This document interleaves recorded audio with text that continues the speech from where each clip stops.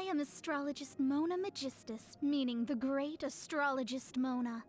If it is divination you seek from me, then I ask you respect my name by learning it wholly, here and now. Divination is about precisely foretelling one's written destiny. Over-embellishing that fate only leads to misconception. Astrologers must rid themselves of material desires. Only by ridding oneself of clutter can one see the true world around them. Fate is called as such, for it cannot be changed, nor can it be reversed. It can only... With rain this heavy, not only are the stars clouded, so too is my scryglass hazy. Which of the starry skies do these thunderbolts fall from? The pure waters of melted snow are optimal for hydromancy. One need not scry to know today's weather will be good. Your arrival is untimely. The morning star has just waned. Noon is upon us. We should eat. I will have a salad, for simplicity is the way of the astrologer. Nightfall has arrived. I will soon be able to begin my divination. Did I finish writing my astrology column last night? It's already so late, and I'm no further along on finishing tomorrow's astrology column. What?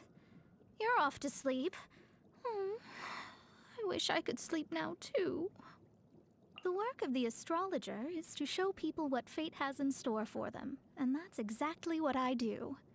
There will always be those, however, who are unable to accept what they're told. Why do I write reports rather than using my divination to earn Mora?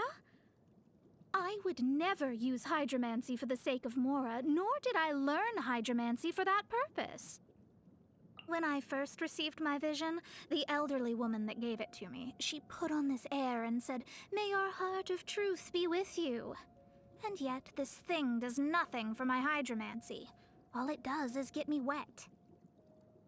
This travel companion of yours, do you know anything of her origins? No matter what, I cannot seem to discern a single shred of information regarding this floating fairy's fate. Oh? So you don't know where she comes from either? You mean the acting Grand Master of the Knights of Favonius? Her constellation is Leo Minor, which represents strength and responsibility shouldered too young.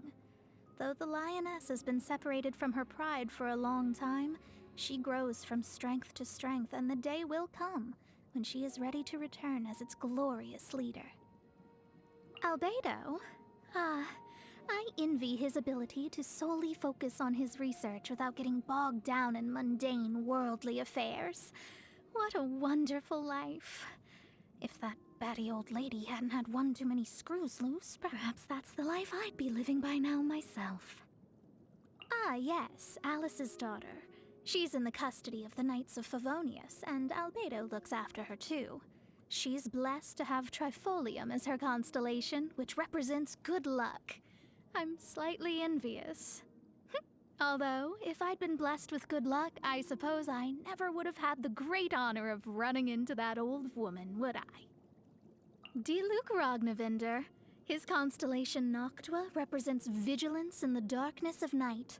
A lone guardian keeping watch, longing for the splendor of dawn, yet destined to solitude in the dark days preceding its arrival. Or wait, maybe Noctua's the one tied to wealth. Kaya Albric. He's a Pavo Ocelus, destined for greatness and grandeur, and to hide ugly realities behind a layer of charm and elegance. He believes he has made a clean break with his past. But one day fate will catch up with him. When it does, he will have a major decision to make. A Tempus Fugit. The constellation derives its name from the hourglass and stands for knowledge and time, or rather, the trade-off between them. As each grain of sand falls down, a moment of time, of life even, dies for good. To stop the unrelenting flow of sand, one would have to turn the hourglass on its side. But once the sand comes to rest, it remains motionless forever. Maybe becomes lazy is more accurate than comes to rest in this case. Venti, The bard that sits around doing nothing all day? What's so interesting about him? Sure, I guess I can take a look. Huh, that's weird. The scry glass, I can't see a thing. This wind, I can't open my eyes. No, my hat, my clothes, stop. The wind's going to strip all my clothes off. Make it stop, make it stop. All right, I'll never do this again. You want to chat? For fun? Oh, I don't usually have spare time for such activities, especially when I have so many columns left to write. Then again, since it's you, it might be worth it. A change of pace once in a while isn't such a bad thing. Income from astrology. You can't use things like Mora to determine the value of astrology. You need to understand, hydromancy is the one and only means of discerning people's true destiny in the whole of Tevat. No matter how much Mora or gems you might have, the value of fate is quite simply incalculable. Perhaps not the smartest question you might have had for me. You want me to explain how astrology works? I'm not sure you'd understand even if I told you, but since you ask, the method I use is called hydromancy, the art of inferring fate from the illusory reflection of the stars on the water's surface. The inverted reflection in the water is an image of the heavens from within which the truth of our world can be observed. It is the one and only success story of that old lady's research endeavors. My hobby, stargazing. In this all-too-real world in which we live, we all need to look up from the dust once in a while and fix our gaze on the stars in a spirit of wonder. That, plus the whole thing about me being an astrologer. The equipment repair bill is due, and so is the final payment for that celestial globe I ordered.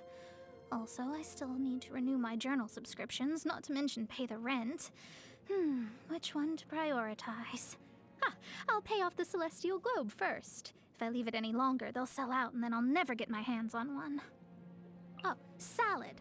Salad is by far the best food in the world. Cheap to buy, easy to whip up, filling, and it's the most convenient thing there is when you're working on a column or fixing some equipment. I mean, who's got time for a proper dinner anyway? You know, all those overpriced fancy foods. Personally, I think it's uncivilized and frankly dangerous to splash out and indulge yourself every time you have a little hunger pang. This was ordained by fate. Long had I foreseen it. One step closer. Maybe soon I shall finally uncover the truth of this world.